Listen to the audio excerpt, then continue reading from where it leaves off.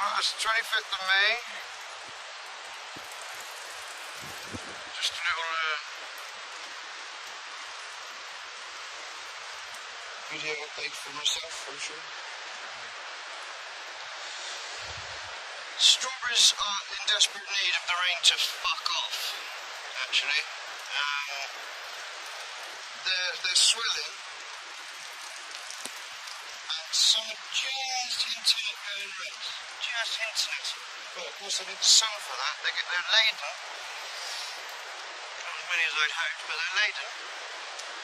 And they're actually pollinating.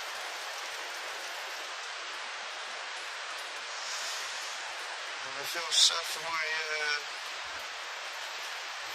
bee man, because he's not getting his bees out in this weather. In the background, that tree there, the one with the white flower, that's Robinia, or the Mork acacia, like I said before.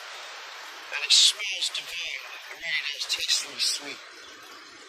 But I'm crawling through all of that wet to go and get it. And neither are the bees. Everything's just waiting for the sun now. I guess this is normal.